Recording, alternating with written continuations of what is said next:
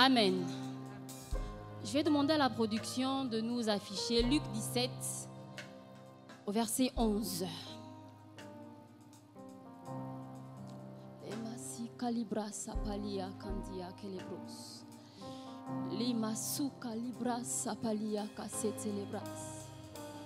Nous lisons: Jésus, se rendant à Jérusalem, passait entre la Samarie et la Galilée. Comme il entrait dans un village, 10 lépreux vinrent à sa rencontre. Se tenant à distance, ils élevèrent la voix et dirent: Jésus, Maître, aie pitié de nous. Dès qu'il les eut vus, il leur dit: Allez vous montrer au sacrificateur. Et pendant qu'ils y allaient, il arriva qu'ils furent guéris. L'un d'eux, se voyant guéri, revint sur ses pas, glorifiant Dieu à haute voix. Il tomba sur sa face aux pieds de Jésus et lui rendit grâce. C'était un Samaritain. Jésus, prenant la parole, dit: Les 10 n'ont-ils pas été guéris? Et les 9 autres, où sont-ils? Ne s'est-il trouvé que cet étranger pour revenir et donner gloire à Dieu? Puis il lui dit: Lève-toi, va, ta foi t'a sauvé. Est-ce que nous pouvons acclamer pour la parole de Dieu?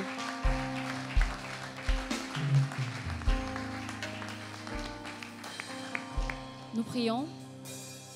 Excellent Père de grâce, Seigneur, nous te bénissons encore ce matin. Merci pour la grâce, le privilège que tu nous donnes d'être dans ta présence et de pouvoir écouter ta parole. Je prie que tu parles ce matin et je parlerai. Seigneur, pousse-moi et je promets de te rendre la gloire. Dans le nom puissant de Jésus. Amen. Prenez place.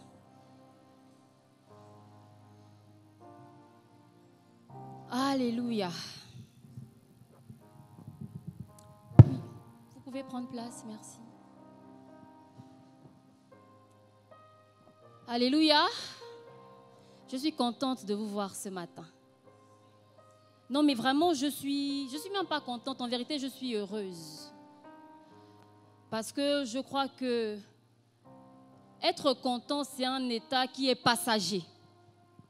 On peut être content tout de suite et puis être contrarié la minute d'après. Mais en vérité, quand on est heureux, véritablement heureux, ce n'est pas quelque chose qu'on change d'une minute à une autre. C'est quelque chose de plus profond. Donc je suis heureuse que vous soyez là ce matin. Parce que vous êtes des hommes et des femmes, vous êtes des vaillants héros. Je ne sais pas si on dit vaillants zéro, mais donc je vais dire vaillants héros. Vous êtes des vaillants héros parce que vous êtes là aujourd'hui. Et je bénis Dieu pour vos vies. Alors que nous sommes en train de parler toujours du thème embrasé, aujourd'hui nous voulons parler de Eucharistie. Je me suis dit que c'est un bien grand mot pour ceux qui ne parlent pas grec. Et puis j'ai quand même décidé de faire des recherches parce que je ne pouvais pas venir devant vous et vous dire des choses que je ne comprends pas ou que je ne sais pas. Donc j'ai fait ma part. J'ai fait mes devoirs comme une bonne élève, une bonne étudiante. Et donc, ce que j'ai appris, c'est que c'est l'action de rendre grâce. Mais pour le peuple juif, ça implique le fait de rendre grâce spécifiquement à Dieu. Et je crois que ce matin, chacun de nous ici a au moins une raison de rendre grâce à Dieu. Si tu es là et que tu n'as pas de raison de rendre grâce à Dieu, je vais te dire que le fait que tu sois là est déjà une raison suffisante pour rendre grâce à Dieu. Parce que si tu es là, ça veut dire que tu es en vie. Et si tu es en vie, c'est que Dieu t'a gardé. Que Dieu a choisi de renouveler son souffle de vie en toi. Et c'est une raison suffisante de dire à Dieu merci. Vous savez, parfois on est tellement familier aux choses que Dieu fait pour nous qu'on ne réalise plus les toutes petites choses qui parfois sont vraiment très grandes. Aujourd'hui, tu peux avoir l'impression qu'être ici, c'est acquis. que tu n'as pas besoin de faire quoi que ce soit. Et la vérité, c'est que tu n'as pas besoin de faire quoi que ce soit. Mais ce que je veux dire, c'est que être là, c'est parce que Dieu a voulu que tu sois là. Tu aurais pu être la meilleure personne du monde sans être là ce matin. Toutes les personnes qui meurent ne sont pas toujours les méchantes personnes, ne sont pas toujours celles qui ont fait du mal à quelqu'un, ne sont pas toujours celles qui ont tué des gens. Parfois, c'est la personne la plus gentille qui part en premier. Alors, être là ce matin, c'est une grâce. Et tu dois pouvoir réaliser que Dieu t'a fait grâce. Ce n'est pas à cause d'un frère, ce n'est pas à cause de ta mère qui t'aime, ce n'est pas à cause de l'argent que tu as, mais c'est la grâce de Dieu. Et pour ça, tu dois lui dire merci. Pour ça, tu dois lui dire merci. Dans le texte que nous avons lu, tout commence par une rencontre. Dites avec moi rencontre. Rencontre. Je veux dire à quelqu'un ce matin que parfois, ou même toujours, lorsque Dieu veut faire quelque chose de nouveau dans la vie de quelqu'un, lorsque Dieu veut changer la dimension de la vie de quelqu'un, il permet une rencontre. Lorsque Dieu veut t'emmener à une nouvelle dimension, il permet que tu rencontres quelqu'un. C'est l'évêque général qui parlait il y a quelque temps et qui disait, pas ici, mais qui disait, il y a des saisons dans lesquelles Dieu va te changer d'environnement. Et pendant cette saison-là, tu vas rencontrer des personnes que tu n'aurais pu rencontrer nulle part ailleurs. Alors qu'on parle d'action de grâce, et je crois que dans l'action de grâce, il y a le témoignage, on va en venir. Je veux dire que parce que je travaille avec lui, il y a des gens que je rencontre aujourd'hui que je n'aurais jamais pu rencontrer. Et donc, parce que Dieu t'emmène quelque part, il permet que tu fasses une rencontre qui va t'ouvrir des portes. Il permet que tu fasses une rencontre qui va te propulser à une nouvelle dimension. Il permet que tu fasses une rencontre qui va changer le cours de ta destinée. Amen. Je prie qu'en cette saison, Dieu te donne de faire de nouvelles rencontres. Je prie qu'en cette saison, Dieu te donne de faire de nouvelles rencontres et de bonnes rencontres. Parce que de la même manière qu'une rencontre peut te mettre sur un bon chemin, une mauvaise rencontre peut également te détourner de la destinée que Dieu avait prévue pour toi. C'est pourquoi je dis qu'en cette saison, qu'aucune mauvaise rencontre ne se mette sur ton chemin. Qu'en cette saison, aucune mauvaise rencontre ne te détourne du chemin que Dieu a tracé pour toi. Les lépreux rencontrent Jésus. Les 10 lépreux rencontrent Jésus. Alors qu'ils rencontrent Jésus, ils disent, Jésus, Maître, aie pitié de nous. Maître, aie pitié de nous. Alors qu'ils disent Maître, en principe, Maître, c'est dire à quelqu'un, tu me diriges. Tu es mon Seigneur. Et donc, quand la personne te dit, quand tu dis à cette personne, tu es mon Maître, tu es mon Seigneur, tu me diriges, ça veut dire que j'accepte ou j'accepterai de faire ce que tu me diras de faire. Je veux commencer par dire que quelque part, les lépreux avaient déjà décidé d'être sous l'autorité de Jésus. Ils s'étaient dit, certainement ce qu'on a entendu de cet homme est vrai. Il est celui qui fait des miracles. Dans la situation dans laquelle on est, la maladie qu'on a, le seul qui est capable de nous guérir, c'est Jésus. Et pour recevoir cette guérison, nous devons nous assurer de nous mettre sous son autorité. C'est pourquoi alors qu'ils voient Jésus, ils disent à Jésus, Maître, aie pitié de nous. Maître, fais quelque chose pour nous. Ils n'ont pas dit, Maître, guéris-nous. Ils ont dit, Maître, aie pitié de nous, fais quelque chose pour nous. Et Jésus, qui sait parfaitement ce dont ils ont besoin, va leur dire, allez-y chez le sacrificateur. Allez-y chez le sacrificateur. Je veux commencer par dire à quelqu'un que nous devons être obéissants. Nous devons être obéissants à Dieu. Alors que nous voulons que Dieu nous conduise quelque part, alors que nous voulons que Dieu fasse quelque chose pour nous ou en nous, nous devons suivre ce que Dieu nous demande de faire. Il n'est pas possible que tu demandes à Dieu de faire quelque chose pour toi et alors qu'il te donne l'instruction, que tu ne suives pas son instruction. Que tu demandes à Dieu la guérison et alors qu'il te demande de jeûner, tu refuses de jeûner. Que tu demandes à Dieu l'argent alors qu'il te demande de donner ta dîme, tu refuses de donner ta dîme. Dis, je dois être obéissant. Je dois être obéissant. Les 10 lépreux ont été obéissants. Ils sont allés. En tout cas, ils ont pris la route. Et la Bible dit que, alors qu'ils avançaient, alors qu'ils marchaient, ils furent guéris. Alors qu'ils marchaient, ils furent guéris. Ils n'ont pas eu besoin d'arriver chez le sacrificateur. Mais en chemin, alors qu'ils marchaient, ils furent guéris. Ce matin, je déclare qu'alors que tu suis l'instruction de Dieu, alors que tu obéis à la voix de Dieu, alors que tu te mets en mouvement, dès que tu as fait un pas, la guérison te poursuit. Lorsque tu as fait un pas, l'argent arrive. Lorsque tu fais un pas, l'exaucement arrive. Tu n'as pas d'abord besoin d'arriver jusque là où Dieu t'a envoyé. Mais dès que tu as répondu à l'obéissance, dès que tu as répondu à l'instruction qui t'est donnée, je déclare que la bénédiction t'atteint. La bénédiction t'atteint. La bénédiction les a atteints avant qu'ils n'arrivent chez le sacrificateur. Et alors qu'ils réalisent qu'ils ont été guéris, il y a un qui se dit, alors que j'ai été guéri, je ne peux pas avancer.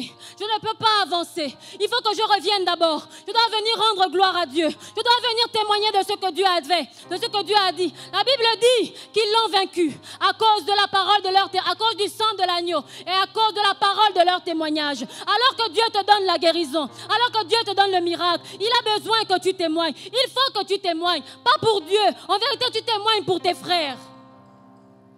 Parce que le témoignage que tu donnes va donner la force à ta sœur. Quand tu vas dire, alors que j'étais malade, je n'arrivais plus à marcher. La sœur Pascal a prié pour moi. Elle a prié pour moi et j'ai pu marcher à nouveau. Mon frère, ma sœur qui est à côté, en tant que Pascal est capable de prier et guérir, elle viendra voir la sœur Pascal. Sœur Pascal prie pour moi parce que je ne me sens pas bien. Et la sœur Pascal va prier et la sœur sera guérie. Et les frères et les sœurs sauront que Dieu est capable de guérir, que Dieu est capable de passer par une femme, que Dieu est capable de passer par un jeune, que Dieu est guerrier à l'église centrale. Oui, que Dieu est capable de guérir. Le témoignage que tu es capable de rendre va guérir quelqu'un, va sauver quelqu'un, va transformer la vie de quelqu'un. C'est ce que Dieu fait. Amen. Amen. Alors que nous sommes en train de parler de guérison, je vais m'arrêter là un moment. Ce que j'ai remarqué, c'est que alors que ces lépreux disent à Jésus, aie pitié de nous, Jésus aurait pu leur dire, soyez guéris. Sois guéri au nom de... Sois guéri, lève-toi. Parce qu'il l'a fait dans les textes. Nous avons lu, Jésus a guéri la femme qui avait la perte de sang. Alors qu'elle a seulement touché le pan du vêtement de Jésus. La Bible dit qu'elle a été guérie. Ça veut dire que Jésus était capable de les guérir sur place. Mais il a décidé qu'il fallait d'abord qu'ils aillent. Je veux dire à quelqu'un que parfois la guérison prend du temps. Parfois le miracle prend du temps. Parfois la réponse de Dieu prend du temps. Mais tu ne dois pas t'arrêter. Ça ne doit pas te limiter. Parce que Dieu choisit de te répondre comme il veut. La guérison peut être instantanée. Mais elle peut aussi être progressive. Et je vais te dire que si ta guérison est progressive, ça ne veut pas dire qu'elle ne va pas arriver. Si ton miracle prend du temps, ça ne veut pas dire qu'il ne va pas arriver. Mais Dieu fait toutes choses bonnes en son temps. C'est ce que Dieu fait. C'est ce que Dieu fait. Je veux dire à quelqu'un qui était découragé ce matin, peu importe le problème avec lequel tu es venu et qui perdure depuis un moment, que Dieu va faire. Je ne dis pas qu'il est capable de faire parce que nous savons qu'il est capable. Mais je dis qu'il va faire. Peu importe le temps que ça prend, Dieu va faire. Et tu dois dire à ton âme, mon âme, bénis l'Éternel parce que je sais que Dieu va faire. Amen. Dieu va faire. Et alors que nous sommes là et que nous parlons, je parle de guérison, mais en vérité, je ne parle pas de guérison. Alors que je parle de guérison, je parle de la guérison de l'âme. Je parle des miracles dont tu as besoin. Je parle de la stabilité dont tu as besoin. Je parle des finances dont tu as besoin. Je parle de la santé dont tu as besoin. Je parle de l'élévation, de la promotion dont tu as besoin. Je parle du ministère dont tu as besoin. Je parle de la puissance que tu recherches. La Bible dit que l'un d'eux est revenu. Et il est venu, il a rendu témoignage. Et alors que la Bible dit qu'il s'est prosterné face contre terre. Ensuite on dit il rendit grâce. Il rendit grâce, il a dit merci à Jésus. Jésus lui dit, lève-toi. Si on peut me remettre le verset, je pense 16 ou 17, s'il vous plaît. Luc 17, le verset 16 d'abord, on va voir. 16, 17, 18, 19. Puis il lui dit, lève-toi, va, ta foi t'a sauvé. Je me suis rendu compte que, en vérité, alors que Dieu envoie les 10 lépreux chez le sacrificateur, ce n'est pas parce qu'il ne voulait pas les guérir là. Ce n'est pas parce qu'il ne pouvait pas les guérir là, mais c'est parce que Dieu avait dans son esprit une plus grande guérison. Dieu ne voulait pas seulement guérir leur maladie. Dieu voulait guérir leur âme. Dieu voulait les sauver. Dieu voulait qu'ils aient part au salut. Dieu voulait les sauver. Alors qu'il les envoie chez le sacrificateur, en vérité, il voulait qu'ils aillent bâtir un autel. Il voulait les connecter à un autel. Il voulait les sauver. C'est ce que Dieu avait prévu. Je vais te dire que Dieu a un plan qui ne se limite pas à ce que tu vois aujourd'hui. Je veux te dire que les yeux de l'Éternel parcourent la terre, mais parcourent aussi le temps. Alors que tu regardes à ta vie et que tu regardes à la semaine prochaine, tu regardes au mois prochain, Dieu regarde à 10 ans, Dieu regarde à 20 ans. Aujourd'hui, il refuse que tu épouses tel frère. Et tu dis pourquoi? Alors que j'aime ce frère, il est gentil, il est attentionné, il a de l'argent. Mais Dieu sait que dans 5 ans, il va te frapper. Dieu sait que dans 5 ans, il va te détourner de la voie de Dieu. C'est pourquoi Dieu te dit non, sors de là. Et toi, tu dis non. Mais Dieu voit ce qui vient. Pas ce qui vient demain, mais ce qui vient dans 10 ans, 15 ans, 20 ans, 30 ans. Notre Père a l'habitude de dire qu'il y a 30 ans, Dieu lui a fait une promesse. Il lui a dit que les fils de l'Église, les chrétiens, les familles chrétiennes posséderont le pays. Il y a 30 ans. Il aurait pu dire après 1 an, ce n'est pas arrivé, ce n'était pas vrai. Après 5 ans, ce n'est pas arrivé, ce n'était pas vrai. Mais aujourd'hui, est-ce que vous pouvez dire aujourd'hui, c'est aujourd'hui. Aujourd'hui, c'est aujourd'hui. Les familles chrétiennes posséderont le Gabon. Les familles chrétiennes posséderont le Gabon. Les familles chrétiennes posséderont le Gabon. La promesse de Dieu, peu importe le temps qui passe, finit par s'accomplir. Finit par s'accomplir. C'est notre Père l'évêque Michel qui aime dire, si Dieu t'a fait une promesse, prends la promesse et cours avec. Une prophétie, prends la prophétie et cours avec. Des fois, la course, ce n'est pas une course de vitesse, mais c'est l'endurance. Ça veut dire que c'est pas tu cours vite et puis tu vas... Non, ça veut dire que ça prend du temps. Mais tu dois te maintenir.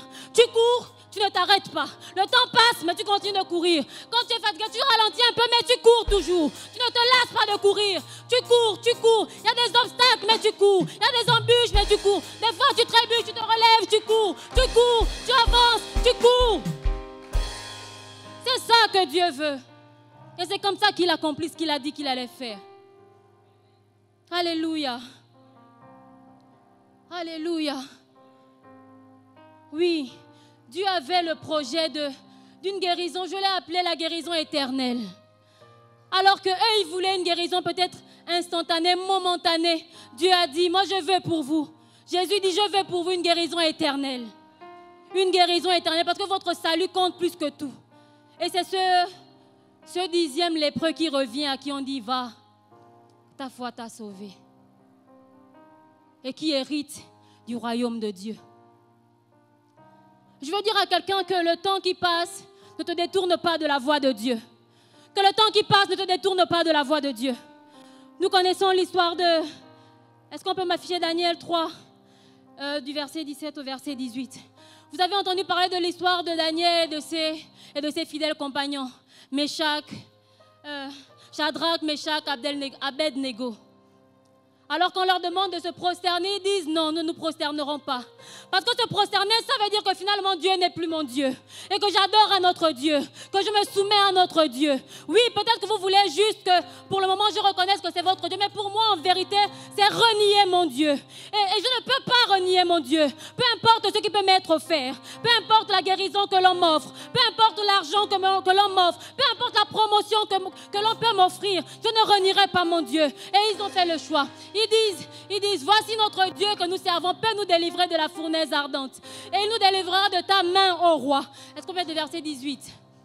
Sinon, sache, ô roi, que nous ne servirons pas tes dieux et que nous n'adorerons pas la statue d'or que tu as élevée. 19. Bon, on va passer au verset 20, s'il vous plaît. Puis il commanda à quelques-uns des plus vigoureux soldats de son armée de lier. Je vais vous épargner de ça. Ce que je veux vous dire simplement, c'est que ces trois-là, alors qu'ils étaient menacés d'être jetés dans la fournaise ardente, alors que la fournaise ardente a été chauffée 7 fois plus que d'habitude, ils n'ont pas plié leurs genoux devant un Dieu étranger. Ils sont restés fermes dans leur foi. Ils sont restés fermes sur leurs pieds, droits dans leurs bottes. Ils ont dit c'est Jésus. Allez, on ne parlait pas de Jésus à cette époque-là, mais ils ont dit c'est Dieu. C'est Dieu que nous adorons. C'est Dieu que nous reconnaissons. C'est Dieu auprès de qui nous voulons, devant qui nous voulons nous soumettre, devant qui nous voulons nous prosterner. Peu importe ce qu'on leur a offert. Et je veux dire à quelqu'un ce matin, peu importe ce que l'on t'offrira, peu importe combien ça peut être difficile ce que tu traverses, ne te prosterne pas devant un faux Dieu. Ne te prosterne pas devant un faux Dieu.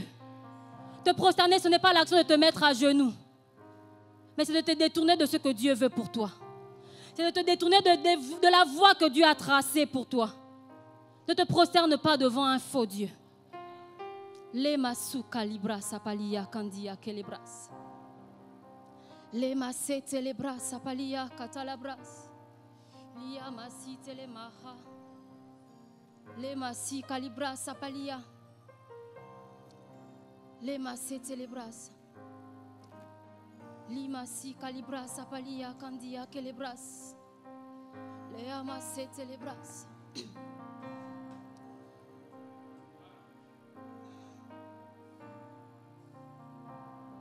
Rendre grâce, c'est simplement dire à Dieu merci. Rendre grâce, c'est être reconnaissant pour toutes les choses que Dieu fait pour toi. Alors que je parle de toutes les choses que Dieu fait pour toi, je parle des plus petites choses que Dieu fait pour toi. Savoir dire merci, savoir s'arrêter. Savoir s'arrêter pour dire merci. Savoir s'arrêter pour dire à Dieu merci. Vous savez, Jésus, alors qu'il prie, avant de ressusciter Lazare, il dit à Dieu, je te rends grâce de ce que tu m'exauces. Je sais que tu m'exauces toujours, mais en vérité, j'ai prié pour eux, pour le peuple. Ce que Jésus est en train de dire, c'est que, Seigneur, moi je te dis merci parce que je sais qu'en vérité, tu vas m'exaucer. En vérité, je sais que tu vas ouvrir le ciel. En vérité, je sais que Lazare n'est pas mort, Lazare dort, tu vas le réveiller, il va sortir de là et ils verront. Mais je fais ce que je fais à cause d'eux. Pour qu'eux, ils voient et qu'ils sachent que tu fais. Et qu'en retour, eux aussi, ils sachent te rendre grâce. Je veux dire à quelqu'un que l'action de grâce déclenche le miracle. Jésus a rendu grâce avant. Je veux te dire que des fois, tu n'obtiens pas ce que tu veux. Tu n'as pas le miracle que tu veux parce que tu ne fais pas la bonne prière. Parce que parfois, tu te bats, tu es dans des prières de combat. Alors que ce que Dieu veut, c'est que tu dises merci. Ce que Dieu veut, c'est que tu rendes grâce simplement. Je veux te dire que l'action de grâce, en vérité, avant la prière de demande, avant la requête que tu fais, oblige Dieu quelque part à t'exaucer. Alors que tu viens ici, et que tu dis, Seigneur, je te rends grâce. Je te rends grâce parce que dans les mois qui viennent, je serai millionnaire. Dans les mois qui viennent, je vais toucher de l'argent que je n'avais jamais touché jusqu'ici. Dans les mois qui viennent, je vais sortir ma famille de la pauvreté dans laquelle elle est. Dans les mois qui viennent, Seigneur, vous allez voir que Dieu va faire quelque chose de surnaturel avec moi. Alors que je l'ai dit devant vous. Alors que je vous ai pris à témoin et que j'ai invoqué Dieu, Dieu va me répondre. Parce que s'il ne le fait pas, c'est son nom que j'ai mis en avant. Seigneur, c'est à ton nom. Il y a quelques jours, il y a ma petite sœur qui m'appelle. Ma petite sœur étudie en Russie. Et depuis qu'il y a la guerre en Ukraine, le taux de dollar a augmenté, a été réduit en Russie. Voilà. Et donc, ce qui se fait, c'est que, par exemple, si avant on envoyait 2 millions, aujourd'hui, elle reçoit 500 000. Si aujourd'hui on envoie 2 millions, aujourd'hui, les 2 millions équivalent à 500 000 francs CFA. Et donc, le coût de la scolarité a quasiment triplé. Et donc, elle nous dit, à l'école, avant, ils avaient jusqu'à, je pense, octobre pour payer la scolarité de la nouvelle année. Sauf que maintenant, on leur demande de payer au plus tard, c'était le 25 août. On leur écrit le 15 août pour dire, vous avez 10 jours pour régler la scolarité. Et donc, elle dit qu'elle ne sait pas trop comment faire parce qu'en vérité, elle n'est pas très grande. Bon, elle est grande, mais elle n'est pas très grande. Donc, elle écrit aux parents. Et puis, mon père, c'est un homme particulier. mon père ne parle pas. Il ne parle jamais. Donc, des fois, vous lui écrivez, il ne répond pas. Ou il vous fait juste un pouce.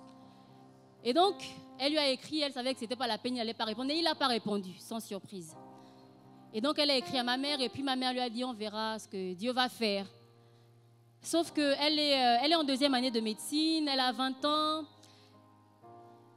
Non, elle est en 3e année maintenant parce qu'elle a fait une année de langue. Et donc, elle est stressée, elle ne sait pas quoi faire.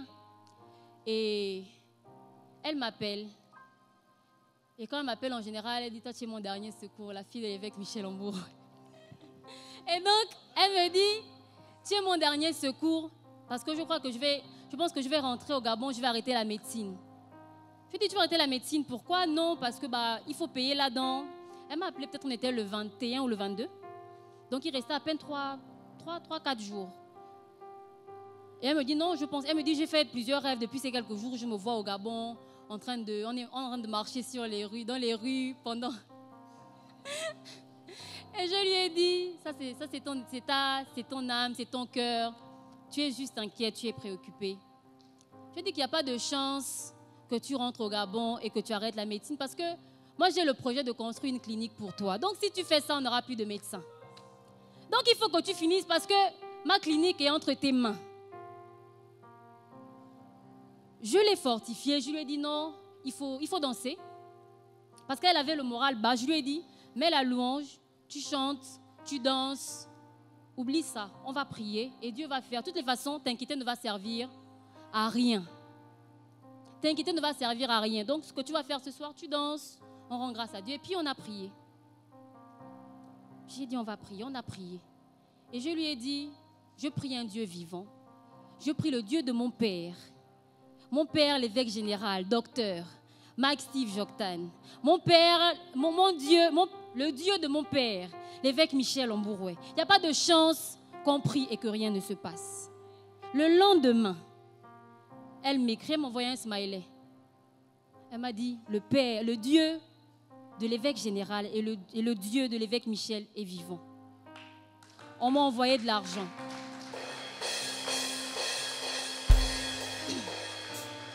Je ne sais pas comment ma mère a fait pour réunir tout l'argent en question, mais elle lui a envoyé de l'argent. Après, elle me dit, je pense qu'il manquait 300, 400 000, un truc comme ça. Et puis, je lui dis que même s'il manque ça là, ils vont prendre. Et même avant, tu auras l'argent nécessaire. Et hier, ils n'ont pas pris le 25 finalement, mais dans tous les cas, hier, elle a eu tout l'argent dont elle avait besoin. Et oui, on peut acclamer Dieu. On peut acclamer Dieu. On peut acclamer Dieu. Mais ce que je veux dire en vérité, c'est que elle avait le moral bas, elle ne croyait plus qu'on pouvait faire quelque chose dans les jours qui venaient. Mais j'ai dit à Dieu que Seigneur, juste parce qu'après j'ai prié, j'ai dit Seigneur, je suis partie dire que ce n'est pas possible qu'elle rentre parce que tu vas faire. Il ne faut pas qu'elle dise que sa grande sœur c'est une menteuse. Ou que sa grande sœur a prié puis Dieu n'a pas fait. Mais parce qu'on a prié et que Dieu a fait, demain, elle saura que Dieu est capable de faire à nouveau. Peu importe par quoi elle passe, elle saura que Dieu est capable de faire à nouveau. Amen. Je t'invite véritablement à rendre témoignage de ce que Dieu fait pour toi. À rendre grâce à Dieu avant même qu'il n'ait fait pour toi. C'est la preuve que tu crois qu'il est capable de faire. Et parce que tu crois qu'il est capable de faire, il va le faire. Amen. Là, je parlais de l'ancien lépreux, on va dire ça comme ça, ou celui qui a été guéri, qui est revenu. Mais à côté de lui, il y a 9 autres. 9 qui ne sont pas revenus. Jésus demande, mais les 9 autres n'ont-ils pas été guéris? Où sont-ils?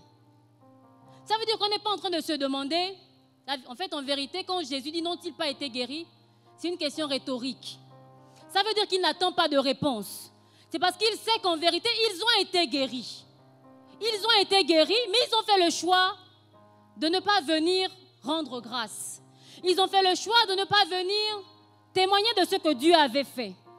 Et je veux dire que, est-ce que c'est possible que l'Église puisse être assimilée à ces 9 lépreux? Est-ce qu'il est possible que quelque part dans notre manière d'agir, dans notre manière de faire, on soit comme ces 9 lépreux? Ça veut dire qu'alors que nous abondons dans les requêtes de prière, nous demandons sans cesse. Mais très peu viennent pour rendre grâce. Très peu viennent pour témoigner de ce que Dieu a fait. Très peu viennent pour dire, voici mon évêque, je t'ai demandé de prier par rapport à tel sujet. Voici ce que Dieu a fait. Je veux te dire merci et je veux dire à Dieu merci. Combien de sujets nos pasteurs, nos révérends reçoivent tous les jours? Combien de réponses, mon révérend?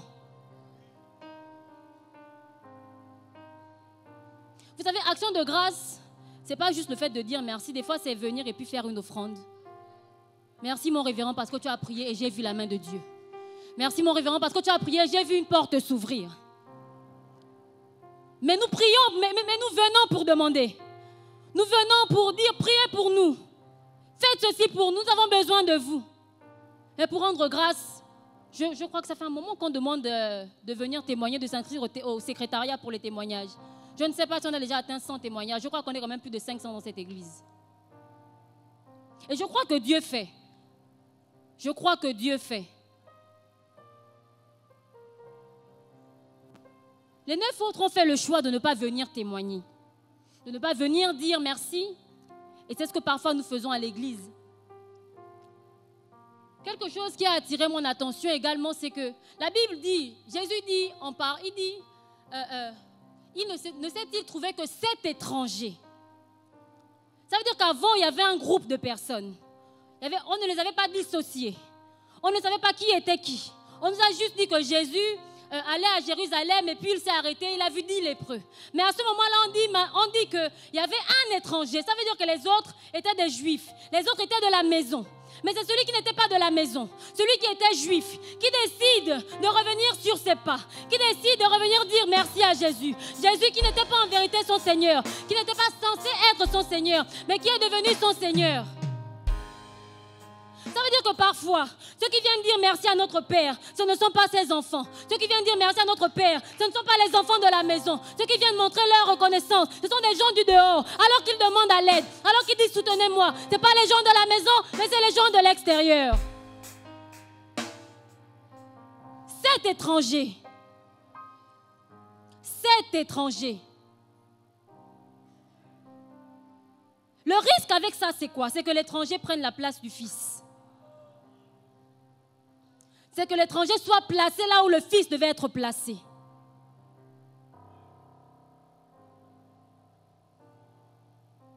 Il ne s'est trouvé que 7 étrangers pour revenir rendre grâce, pour revenir témoigner de ce que Dieu a fait. Je veux t'inviter ce matin, alors que je sais que tu sais et que nous savons que quelqu'un a fait quelque chose pour toi, que Dieu a fait quelque chose pour toi, que tu reviennes sur tes pas et que tu dises merci. Nous allons prendre 1 minute. Tu vas te rappeler. Il y a quelqu'un qui t'a fait du bien quelque part, à qui tu n'as jamais pensé à dire merci. Il y a quelqu'un qui t'a soutenu quelque part, à qui tu n'as pas dit merci, à qui tu n'as même pas rendu un bon témoignage. Je voudrais que tu remercies Dieu pour sa vie ce matin. Je voudrais que tu te rappelles de ce que cette personne a fait et que tu dises à Dieu merci pour ce que cette personne avait fait ce jour-là. Peut-être que tu étais malade, cette personne a acheté des médicaments pour toi. Peut-être que tu n'avais pas de quoi manger, cette personne t'a donné à manger. Peut-être que tu n'avais pas de vêtements, cette personne t'a donné de quoi te vêtir. Peut-être que tu étais juste abattu, cette personne t'a consolé, t'a fortifié. Peut-être que tu passais par une situation difficile. Cette personne a été la main qui t'a tenu. Cette personne a été l'épaule sur laquelle tu as posé ta tête pour pleurer. Est-ce qu'on peut prier 1 minute?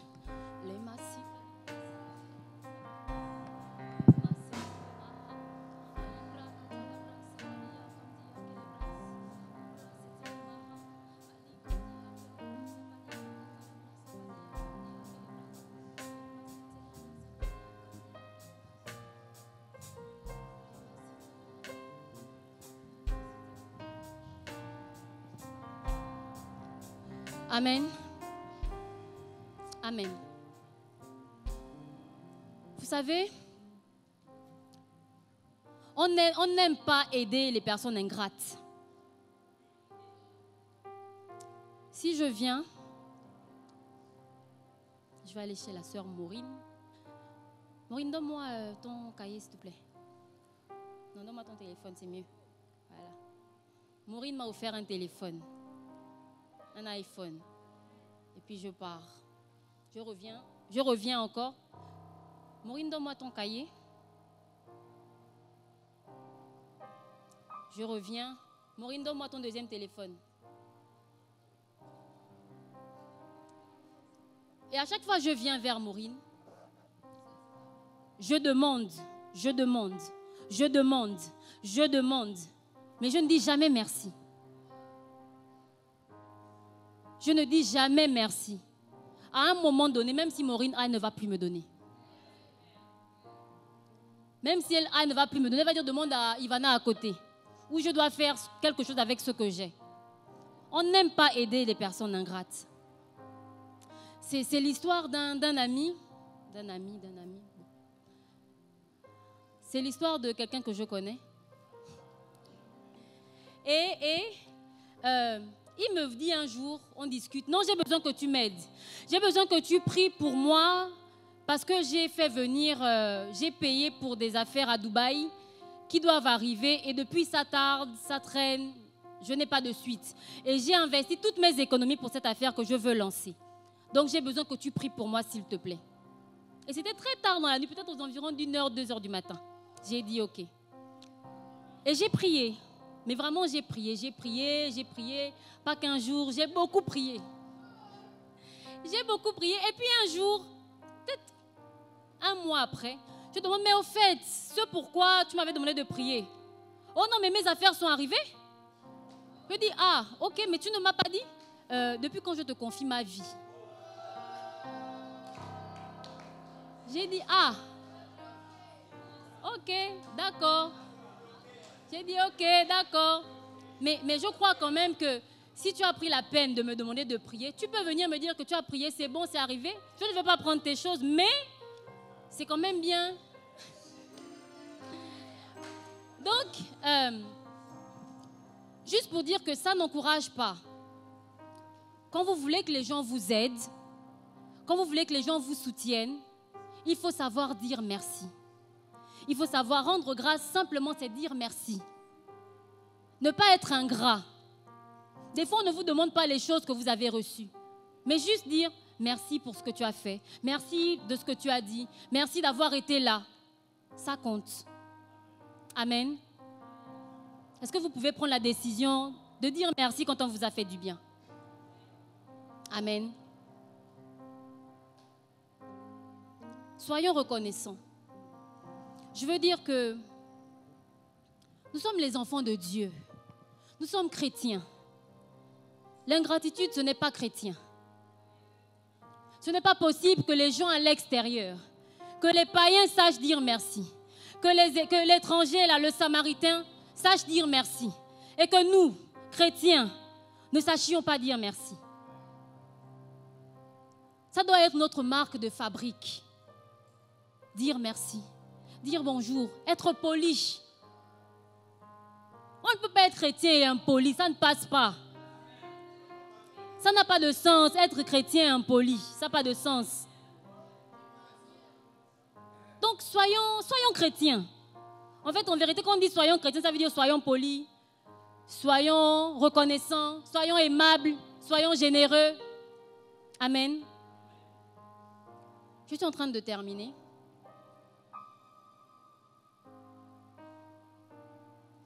Je veux finir en disant que,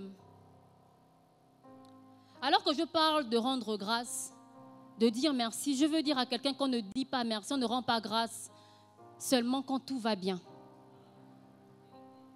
Vous dire de rendre grâce parce qu'on a fait, parce que Dieu a fait, parce qu'on vous a donné, ce n'est pas vous dire toute la vérité.